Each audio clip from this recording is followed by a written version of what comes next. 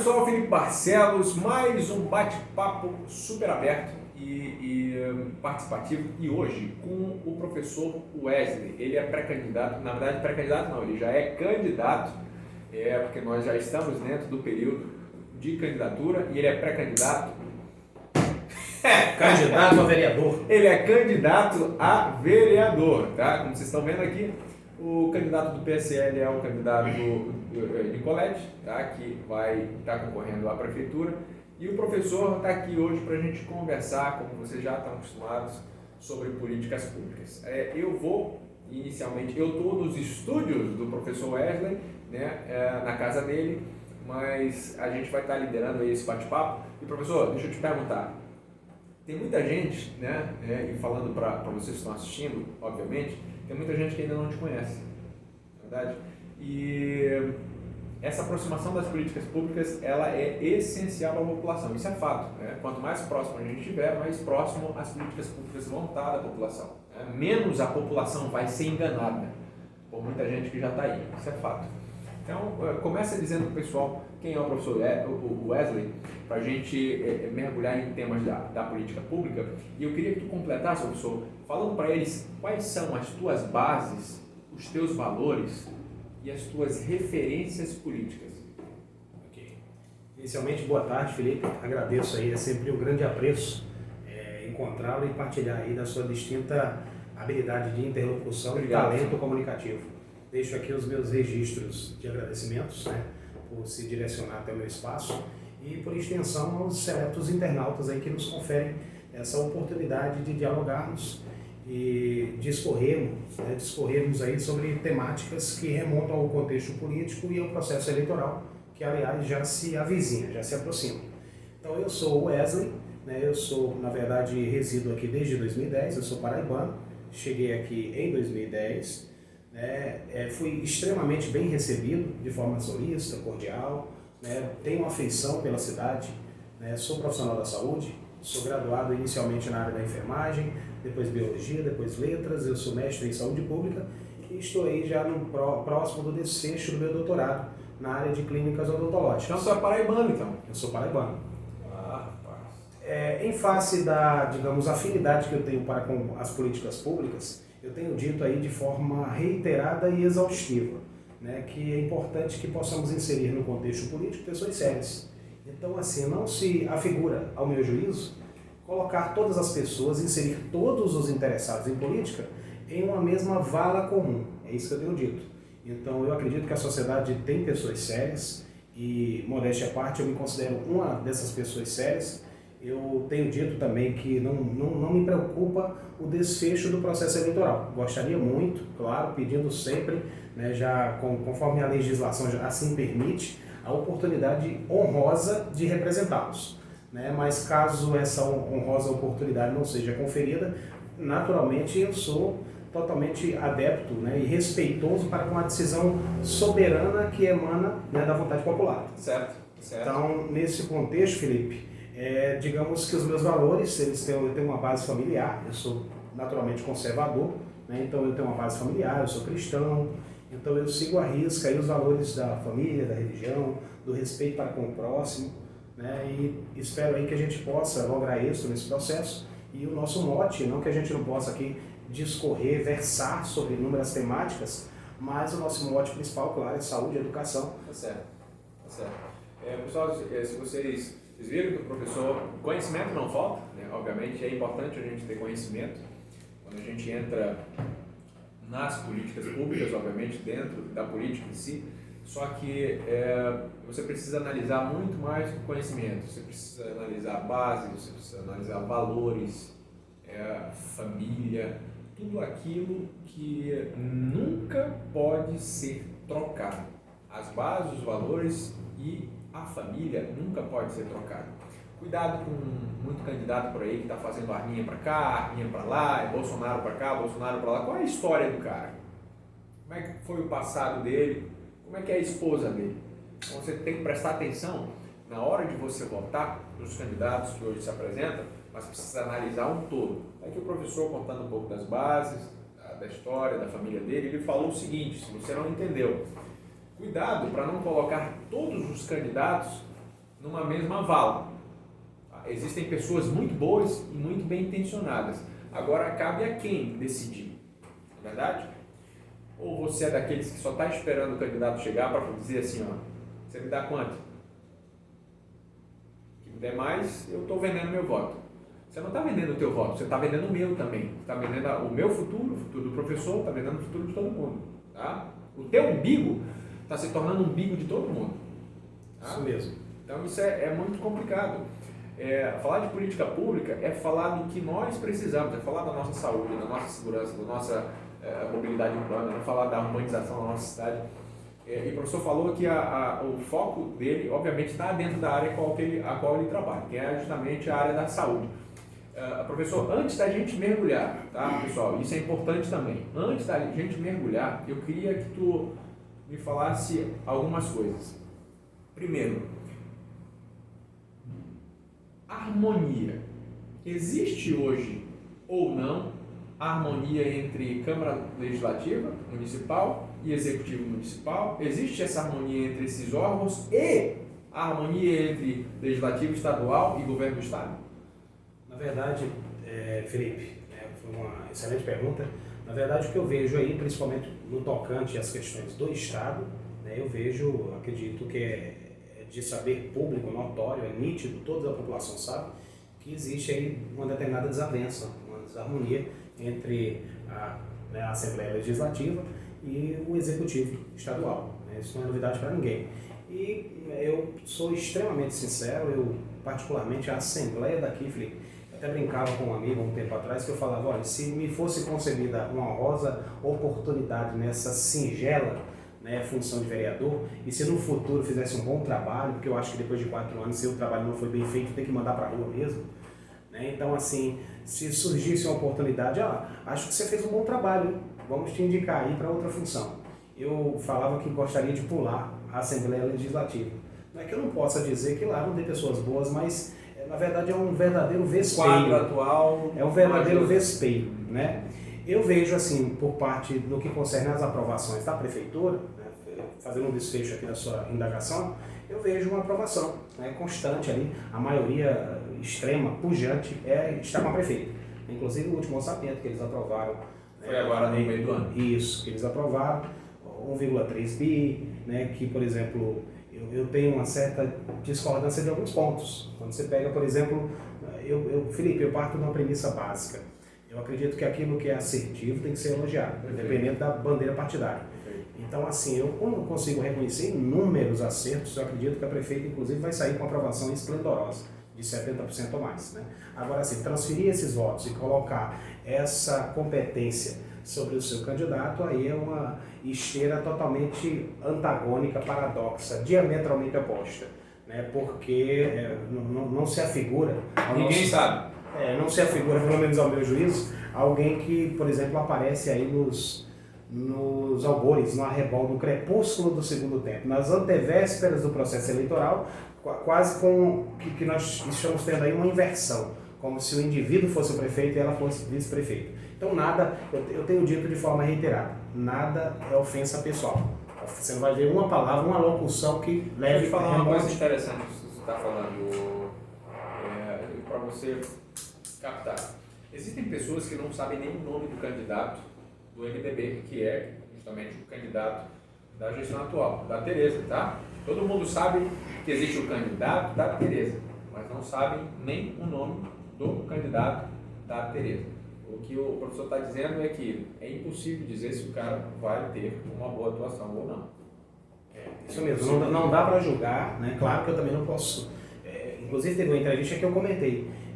Se tornou até uma coisa meio que informal, uma brincadeira que eu disse assim, eu digo, é difícil analisar alguém que não seja de carne e osso, que seja espiritual. Alguém que passou todos esses anos aí sumido e aparece aí já próximo do processo eleitoral, como se tivesse sido responsáveis por todas as obras. Entendam bem, vocês que estão em casa aí, os internautas, para não me levar a mal, achar que isso é uma ofensa, jamais. Muito pelo contrário, eu acho que seria assintoso, maldoso, provocativo, se eu chegasse e dissesse, não tem competência para isso, não sei. Mas é sempre difícil você colocar num contexto para uma função mais relevante que temos no município, você colocar alguém que na verdade, você não tem uma Cair experiência de prática. paraquedas? Isso, não tem uma experiência prática. E nós temos isso, inclusive, né, em outras searas aí.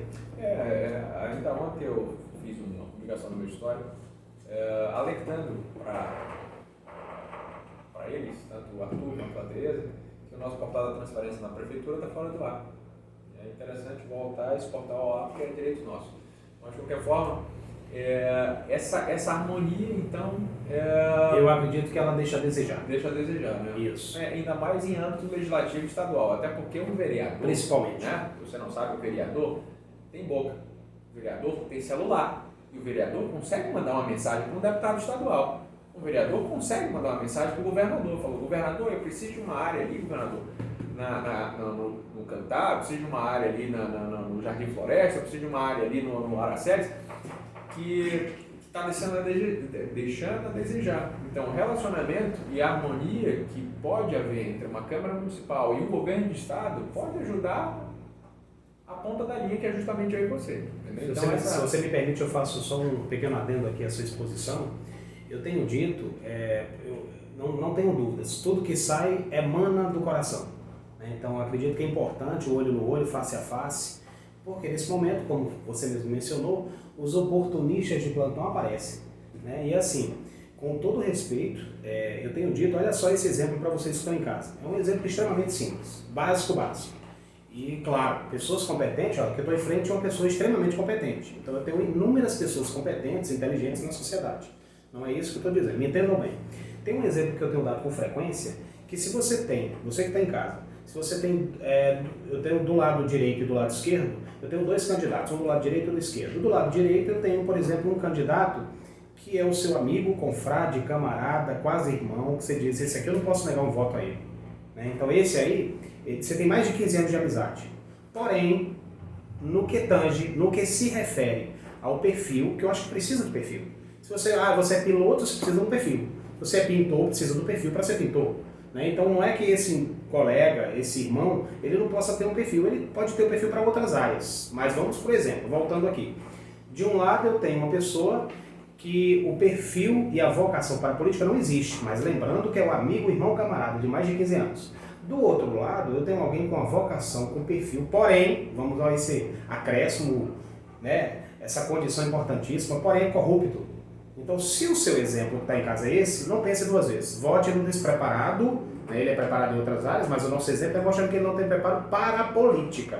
Então, se o seu exemplo é esse, vote no despreparado, porque é melhor no despreparado que vai aprender no caminho do que no corrupto. Agora, vamos para o segundo exemplo. E se você tiver duas coisas? Se você tiver, Felipe, duas pessoas, você diz assim, não, essas duas pessoas, até que se prove o contrário, são pessoas honestas, são pessoas íntegras. A diferença é que meu amigo de 15 anos não tem nenhuma vocação nem perfil para a política.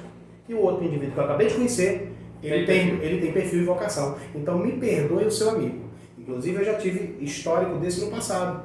Pessoas, por exemplo, que vieram me solicitar o apoio, o voto, e professores extremamente competentes, mas o professor à época, ele, por exemplo, era um professor que tinha uma determinada afeição por aquele conteúdo. Quando eu fazia arguições, perguntas sobre política, ele não tinha nenhuma noção, a pessoa.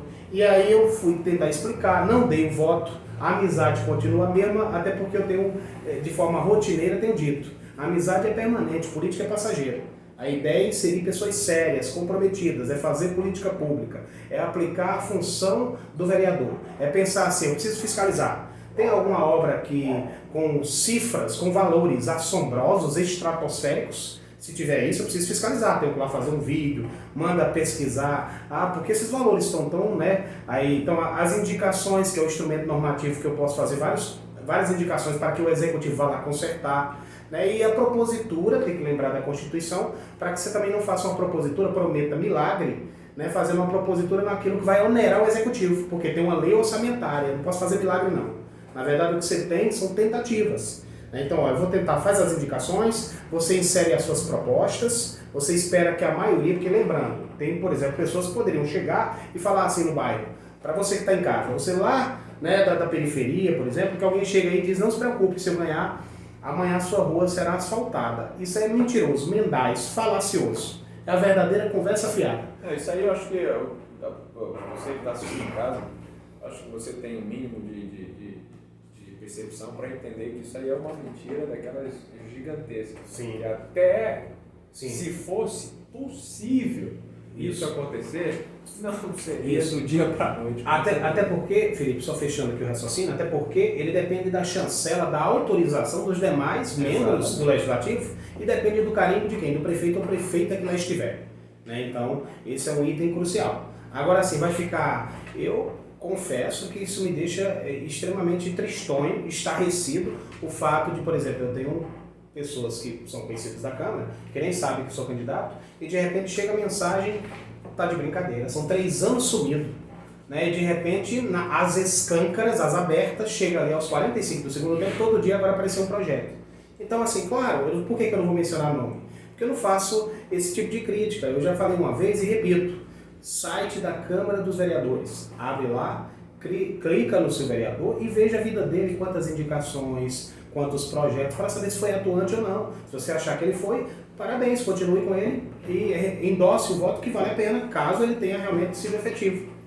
Muito bom, muito bom. Esse exemplo que o Wesley citou, pessoal, eu peguei um Uber e o Uber ele me falou o seguinte, eu já tenho um candidato a vereador. Aí eu falei, que legal, você já tem candidato a vereador? Ele falou, não, eu tenho sim, é o meu primo. Aí eu falei, ótimo. E a prefeito? Aí ele falou, então. Aí eu perguntei, eu vou dificultar a situação para ti, tá? Aí, Marquinhos, eu vou dificultar a situação para ti, Marquinhos. Por que tu não votaria no Otacílio? Aí ele falou, então, justamente por causa da ligação com o Jalce, mas esse é o meu candidato. E aí mas por que, Marquinhos? Porque meu primo pediu para votar nele. E ele é meu primo, ele sempre resolve as coisas, assim, às vezes quando a gente precisa. E eu falei, Marquinhos, mas ele tem a ligação com alguém que você não gosta, Marquinhos. Pois é, mas ele é meu primo. Pessoal, esse tipo de pensamento vai te proporcionar mais 4 anos de miséria. Porque você sabe quem é. Eu não falo da pessoa Jalce Renier, eu falo do que o Jalce Renier pratica, faz, age a conduta dele. Não são críticas pessoais ao Jalce, até porque ele não nasceu assim. Tá? Então, você entregar um voto condicionado, assim como o Marquinhos vai entregar o voto para o Otacílio, porque o primo dele, que já é vereador, pediu. Complicado, né? É complicado, pessoal. Até porque a Letem que a gente vive, né? Porque na minha opinião, quando eu olho para Boa Vista, e não preciso muito, eu vejo uma Letem, a diferença tem pouca, ela vai continuar existindo por mais 4. Tá? Aí se você pensa dessa forma, daqui para frente, mais 4 anos, ela vai continuar existindo por mais 4. Aí se você cansar e pensar em mudar, não adianta, sabe por quê? Porque outra pessoa não pensou como você, ela vai persistir por mais 4. E a gente vai melhorar quando? Nunca. Isso mesmo. Entrando nas políticas públicas, eu queria mencionar justamente essa parte da saúde. Hoje a gente tem uma saúde básica, e a gente tem problemas que podem ser, que na minha opinião, o Wesley, professor, podem ser resolvidos aí com uma certa atenção a mais para o Conselho Municipal de Saúde, por exemplo, onde as deliberações são tomadas, tá? E são decididas no Conselho Municipal de Saúde, tá bom? O horário das UBS, né? A gente já tem tão pouco, né, professor? Então, como seria a voz do professor Wesley dentro da saúde do município e na opinião do professor? Tá bom ou pode melhorar, professor? Primeiro, ótima indagação, excelente. Primeiro é importante que saibamos, eu remonto aquela minha alocução, aquela minha fala inicial. Né? Então, assim, o que está assertivo?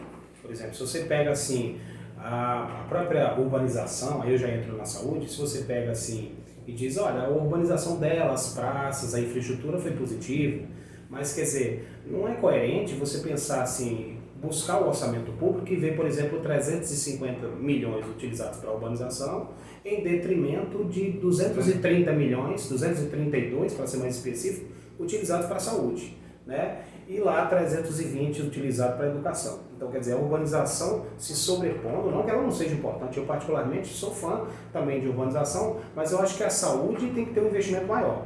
Eu volto aqui e digo assim, uma característica que eu acredito que é do vereador, primeira coisa é tentar inserir projetos.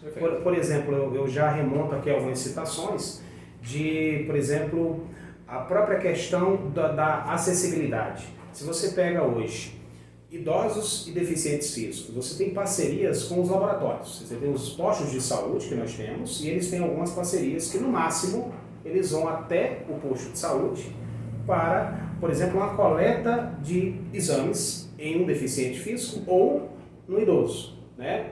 Agora, não existe nenhuma obrigatoriedade na lei que garanta, por exemplo, um aspecto simples, que essa coleta seja na residência. Muito cuidado para quem está em casa, não ser profissional de saúde, e não confundir com a visita domiciliar, que isso aí acontece. Mas eu me refiro a uma coleta obrigatória, que é uma das nossas propostas. Que já é oferecido pelas unidades particulares hoje. Isso. Particulares Entende? Isso aí já é um elogio. Porém, por que não acrescentar isso, tornar obrigatório? É dificultoso você pegar lá um idoso, praticamente acamado, que você está pondo ele para ir até uma unidade básica de saúde. É risco, né? Na verdade. Então você pensa em idoso, portador de necessidade especial, que a coleta já começaria por aí.